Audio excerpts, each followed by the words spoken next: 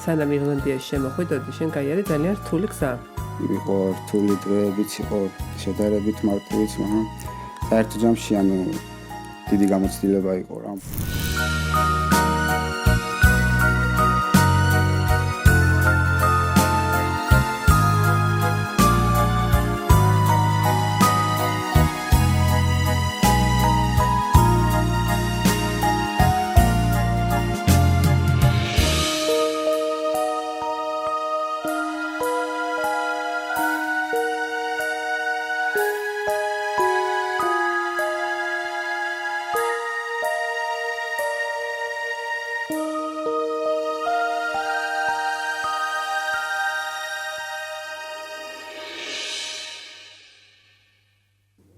გამარჯობათ, მე ვარ ქრისტინე და ეს არის პოდკასტი ქრისტინესთან.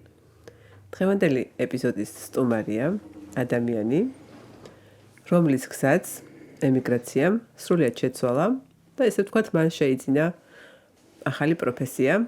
დღეს ჩვენი სტუმარია საბა პაპიაშვილი. საბა, მოგესალმებით. ძალიან მიხარია, რომ ჩვენი სტუმარი ხართ და მზად ხარ თუ არა დღეს საუბრისთვის და შენი გამოცდილებების გაზიარებისთვის. კი, რა თქმა უნდა, პირველ რიგში მადლობა, რომ მომიწვიეთ და ეს ყველაფერი შედგა. პირველ რიგში მე ვარ საბა პაპიაშვილი. ჩამოვედი 2023 წელს ირლანდიაში, რათა დამემკვიდრებინა ჩემი თავი. მეპოვა ახალი გზა წარმატებისკენ, განვითარებისკენ და ჯერჯერობით ამ ეტაპზე ვარ, რომ ვცდილობ ჩემი თავი დავემკვიდრო ირლანდიაში. რა საქმიანობ ახლა? უკვე 2 წელია ვარჯიშობ. თან მუშაობ, თან სპორტით ვარ დაკავებული და ვცდილობ რომ შევათავსო ეს ყველაფერი. ძალიან რთული არის, მაგრამ ყველაფრის მიუხედავად მაინც ვახერხებ. საბა, მოდი დავიწყოთ თავიდან. შენ როგორც საუბარში ჩვენ ვისაუბრეთ ჩაწერამდე, აღნიშნე, როდესაც საქართველოდან წამოხვედი, სანამ ირლანდიაში შემოხვიდოდი, შენ გაიარე ძალიან რთული გზა. და მოგიწია ასევე საფრანგეთის ტყეში ყოფნა, ეგრეთ წოდებული, როგორც ხდება, ნავით ცდილობდი შემოსვლას საზღვრის გადმოგადაკვეთას და ამ პერიოდში შენ გაიარე ძალიან რთული გზა. აი ამ გამოცდილებაზე რომ გვესაუბროთ და გეტყვი ხა რატომ? ძალიან ბევრი ადამიანი, ვინც ცდილობს შემოვიდეს ირლანდიაში, განიხილავს ამ გზასაც. შენი გამოცდილებით რომ მოგვიყვე და მე გამიგია, რომ ეს არის ძალიან სახიფათო გზა. რთული არის ამ ყველაფერზე საუბარი. მით უმეტეს არც არავისთან არ მისაუბრია დეტალებში, იყო რთული დღეებიც, იყო შედარებით მარტივიც, მაგრამ საერთო ჯამში დიდი გამოცდილება იყო რა. საფრანგეთში ჩავფრინდი, მივედი დანიშნულების ადგილზე, რომ შემხედრილიყავი ხალხს, ქართველებიც იყვნენ, ყველა ეროვნების ხალხი იყო თითქმის და როდესაც ერთ ჯგუფი შეკრეს, გვითხრეს, რომ ამ დროს ალბათ უნდა გავიდეთ რა. და ეს სინამდვილეში ეს დრო არავინ არ იცის, როდის მოვა, იმიტომ რომ დამოკიდებულია ამინზე, დამოკიდებულია ტალღებზე, ერთი სიტყვით ძალიან რთული სიტუაცია რა. და ამ დროის განმავლობაში, შენი თავის პატრონი შენ უნდა იყო, იქ არავინ არ წაგიყვანს 5 ვარსკვლავიან სასტუმროში, არავინ არ გაცხოვრებს და საჭმელს არავინ გაჭმევს რა, ერთი სიტყვით. არავინ არ იცის, რამდენ ხანს მოგიწევს იქ ცხოვრება. შეიძლება გაგრძელდეს თვე, 2 თვე და 3 თვე და ძალიან ბევრი ყოფილა რა, ძალიან ბევრი ადამიანი შემხვდა, ვისაც ფული გადახდილი გაქვს და უკან უკვე უბრალოდ ელოდები შენს რიგს. გინდა არ გინდა უნდა დაელოდო. მაშინ უნდა დაემშვიდობო. იმ ფულს და უნდა წამოხვიდე შენ გზას. მაგრამ ზოგს მაგის საშუალებაც აღარ ქონდა, რომ საკუთარ გზაზე წასულიყო და ახალი მცდელობები გაეკეთებინა და რჩებოდა იქ და ელოდებოდა ამინს. საბა, ბავშვებიც იყვნენ როგორც კი და თვალებიდან არ მომდის რა და ჩვილი ბავშვები რამოდენიმე თვის ზოგიო ფეხზიმე ქალი და ძალიან საშინელი სიტუაცია იყო. და ეს არის გასაბერი ნავი. გასაბერი ნავი, ეგრეთ წოდებული 25 ადამიანი რო ეტევოდა. და სინამდვილეში საქმეზე რო დგება და ნავი უნდა გავიდეს, სადღაც 60-70 კაცი ჩდება ნავს ამის და და ვერ ვინ არიცი ის გაუძლებს თუ არა შეიძლება ვერ გაუძლოს და ჩაიძიროს და ყოფილა ხოლმე შემთხვევები ინტერნეტში ყოფილა გავრცელებული და ძალიან ბევრი შემთხვევა იყო რომ ადამიანები დაიღუპნენ მაგის გამო შენ ამ ძალიან დიდი რისკი არის ვერ გაუძელი და გამობრუნდი ისედაც დიდი ხანი დამჭირდა რომ ცდილობებში დიდი დრო დავხარჯე ძალიან გადაღლილი ვიყავი უკვე რა ანუ მარტო ვიყავი შემოვიარა თითქმის მთელი ევროპა რა ძალიან ბევრ ქალაქში ვიყავი ძალიან ბევრ ქვეყანაში და რთული არის ახლა როდესაც ცდილობ თან მარტო ხარ და ანუ არაფერი არ გამოგდის რა რამოდენიმე ხანი რომ გავჩერდი აქ ანუ გავიარე ეს საშინელი დღეები სიცივე ქარი შიმშილი და იყო ხოლმე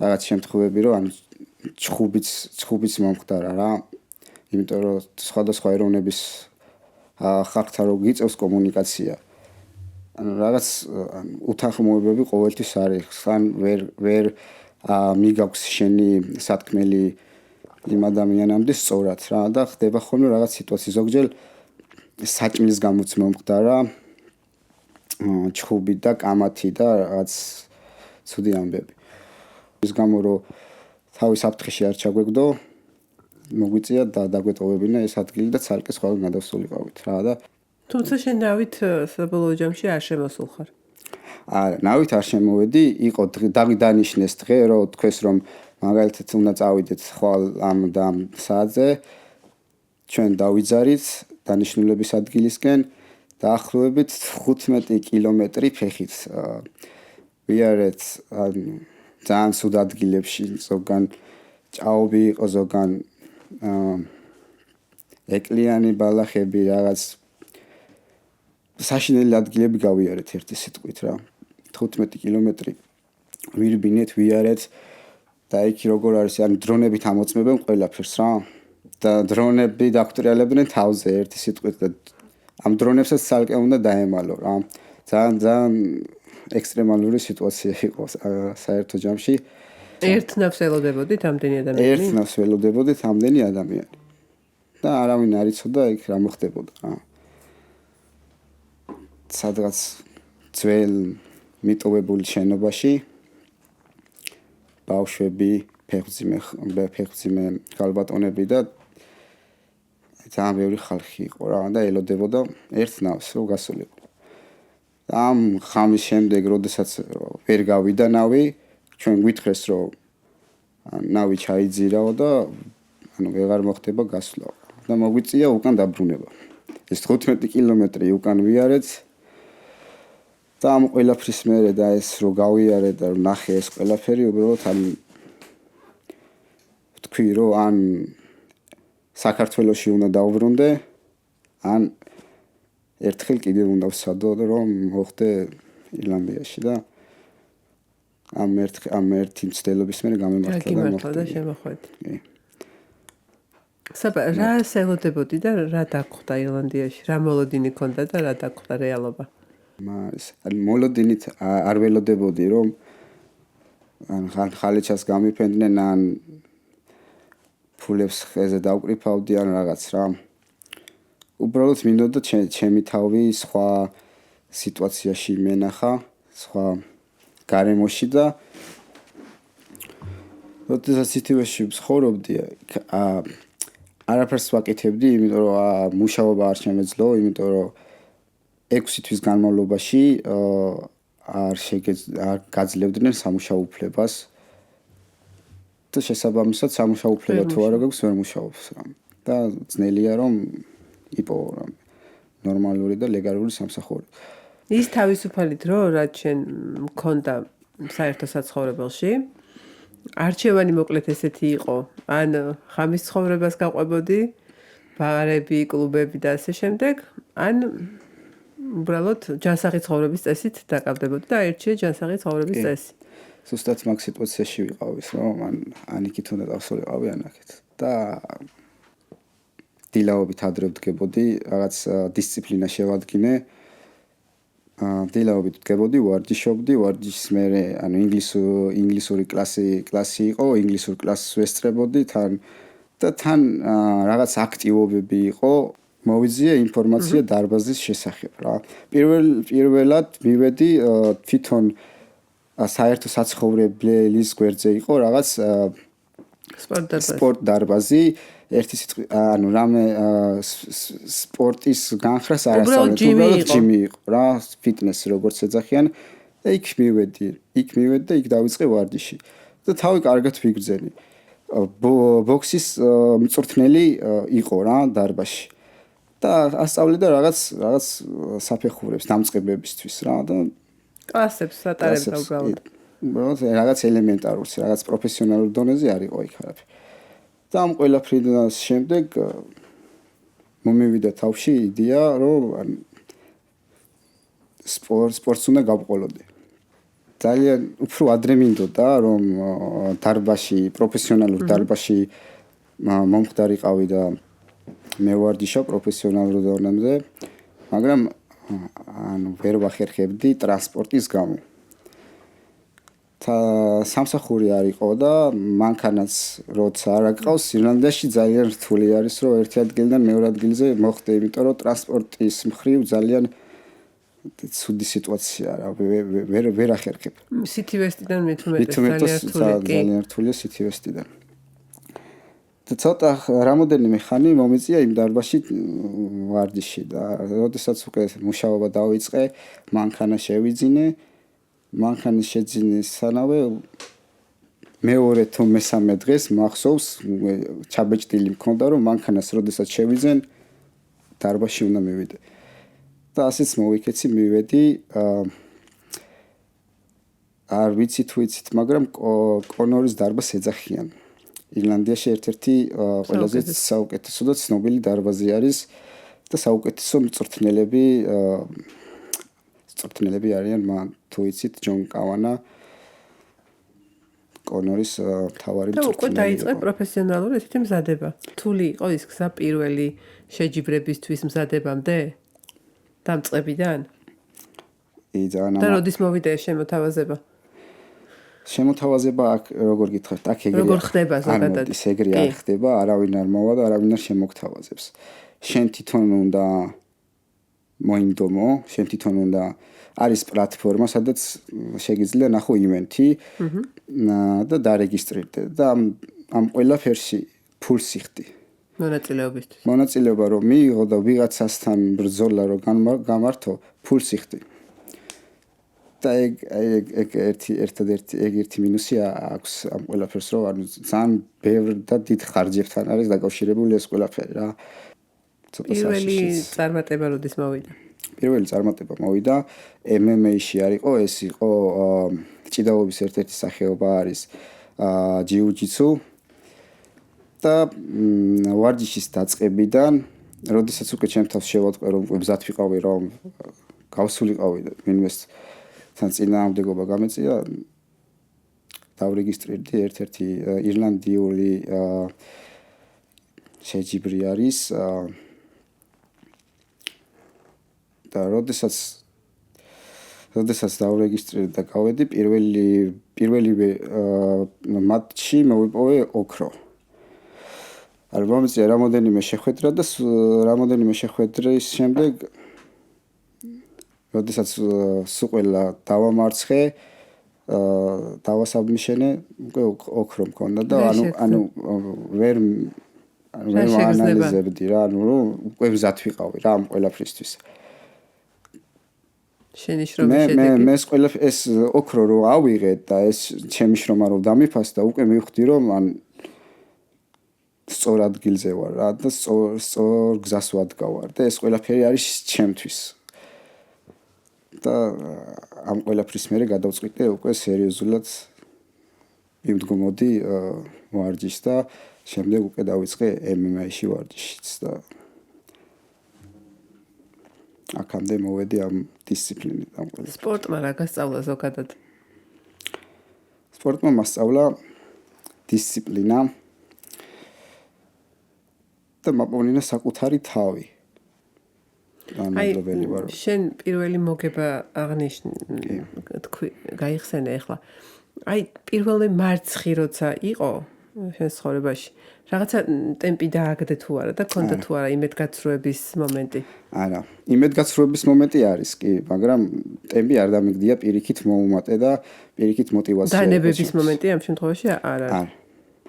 არის ხოლმე დანებების მომენტი არა, იცი არის ყოველ დღე და ყოველ მომენტში შეიძლება ადამიანი ვიფიქრო, რომ რატომ ვაკეთებ ამ ყველაფერს. მაგრამ მე გახსენდება მიზანი და მიზნისთვის აგზელებ ამ ყველაფერს რა. ეს არის დისციპლინა, გინდა თუ არ გინდა, უნდა გააკეთო. გიყვარს თუ არ გიყვარს, მაინც უნდა გააკეთო. და როდესაც დისციპლინა გაქვს, უკვე აღარ აქვს ყურადღებას რა ამ ხმებს რაც შიგნიდან გამოდის ხანდახან ყოველთვის არ არის. რაც გეუბნება რომ უნდა დანებდე? კი. და დანებების მომენტი კიდე ეს ისეთი მარტოსული სპორტი არის. მით უმეტეს როდესაც უცხო ქვეყანაში ხარ და ვცდილობ თავის დამკვიდრებას, ხო? აი არ ვერ გრძნობ ვერავის მხარდაჭერას რა. შეიძლება ვიღაც მხარს გიჭერს, მთელი გულით გვალეში ყოფს და გულში მატკივროს, მაგრამ მაინც მარტო ხარ. მარტო გაქვს ეს გზა გასავლელი და მარტო უნდა მიხვიდე დანიშნულების ადგილამდე. სამეგობრო წრეს თუ შეგეცვალა დაუშვათ? სამეგობრო წრე შეიცვალა, რა თქმა უნდა კი. ახალი მეგობრები, ახალი ხალხი გავიცანი და ვინცაც საერთო ინტერესები გაკავშირებს. კი. კი ბატონო. დარბაზში გავიცანი ხალხი, კარგი ადამიანები, კარგი წვრთნელები. მართალია უცხო ქვეყნის მოქალაქეები არიან და ძნელი არის საერთო კავშირი გამონახო და რაღაც, მაგრამ მაინც როდესაც ერთ სფეროში ხართ. აი შეჯიბრებების დროს თუ გიგრძნია შენი ეროვნების გამო, იმის გამო რომ არ ახარ ირლანდიელი, გულწყვეტა თუ ქონია ამის გამო? გულწყვეტა, არასამართლიანობის შეგრძნება თუ ქონია? არასამართლიანობის შეგრძნება კი პირველი ჩხუბის დროს, როდესაც უკვე მეგონა რომ მე გავიმარჯვე და მე უნდა ამეწია ხელი, ჩემს მოწინააღმდეგე სააწებინეს ხელი, იმიტომ რომ ირლანდიელი იყო. არა და 100%-ით მოგებული მე ვიყავ. ეს მომენტები იყო რამოდენიმეჯერ კი. და როგორ მკლავდები? რთული არის მომენტში, იმიტომ რომ აი ძალიან გული წყდება იმ შრომის და იმ შენი თავდადებულების შემდეგ რომ ასეთ რაღაცას შეესწრები, მაგრამ რას ვიზავთ, აი სპორტი არის და არა მარტო ირლანდიაში, საქართველოშიც ხდება ხოლმე ასეთი რაღაცები და სპორტს მოსდევს რა თავისი. საბა, როგორია ეხა შენი დღის რუტინა სპორტის მხრივ? ძალიან დაკავებული გრაფიკი მაქვს, ერთ სამსახურიდან გამომდინარე, დილით ადრე 5 საათზე ვიღვიძებ, მივდივარ 10 საათიანი გრაფიკით მუშაობ. სამუშაოდან სახლში ვბრუნდები და სახლიდან უკვე პირდაპირ დარბაზში მივდივარ რომ ვივარჯიშო. და რას ფიქრობ, რა გეგმები გაქვს? გეგმები ძალიან უახლოეს 5 წელი გეგმები ძალიან დიდი არის, მაგრამ რისთვის ემზადები? პირველ რიგში ჩემ თავს ვაბზადებთ პროფესიონალური ბრძოლებისთვის რა, ეს რასაც ეხლა ვაკეთებ, ეს მჭირდება რომ მივიდე ერთი ადგილიდან მეორემდე. ანუ პროფესიულ განვითარებაზე ფიქრობ აშკარად? კი, რა თქმა უნდა. დებიუტი მქონდა სხვათა შორის გუშინ. პირველი ბრძოლა ჩავატარე, სამწუხაროდ ქულების დავმარცხდი, რამოდენიმე ქულა დამაკლეს. როგორც გითხარით, როდესაც ქულებზე მიდის, უფრო ირლანდიელებს მეტი პრივილეგია აქვს. კი, ირლანდიელებს უფრო მეტი პრივილეგია აქვს და უფრო მათკენ იხრები არის. მაგრამ არა უშავს ხა ეს გული არ მწყდება არაფერზე, იმიტომ რომ ჩემი თავით ყოფილი ვარ. უბრალოდ ეს ყველაფერი საჭირო არის. თუ არ წააგე, მოგების ფასი ვერ გაიგებ რა. და რამოდენიმე ბრძოლა მინდა კიდე ჩავატარო. სანამ პროფესიონალურში გადავალ, იმიტომ რომ გამოცდილება მჭირდება ამ ყველაფერში. მინდა რომ საკუთარი თავი ვიგრძნო, რომ როდესაც შედიხარ ოქტაგონზე შედიხარ, ძალიან ამაღლებელი მომენტი არის რა. წარმოიდგინე შენ ორგანიზმს და შენ სხეულს უნდა რომ გაიქცეს იქიდან. მაგრამ შენ ტვინით სხეულს აიძულებ რომ დარჩეს და იბრძოლოს. და რთული არის ცოტა რომ შეინარჩუნო, დაწყნარდე, დამშვიდდე და მინდა რომ ეს ყველაფერი შევათავსო და ჭირდება. ძალიან ბევრი ადამიანისთვის მაგალითი იქნება მართლა შენს მიერ განვლილი გზა. შენ ჩამოხვედი ირლანდიაში, ნახე იპოვე შენი ცხოვრების მთავარი საქმე, ესე ვთქვათ, გაქვს დიდი გეგმები და შეიძლება ითქვას შენი ჩამოსვლა ამ ქვეყანაში, ამიტომაც ღირდა რომ შენ ამ გზას გაყოლოდი. ეხლა მინდა უბრალოდ ჩვენ საუბრის დასასრულს რჩევები მისცე იმ ახალგაზრდებს, რომლებიც ეხლა გადიან ამ გზას, ახალი ჩამოსულები არიან, ან სულაც არ არიან, მაგრამ თავისთავი არა აქვთ ნაპოვნი და ასე შემდეგ. აი რა რჩევას მისცემდი?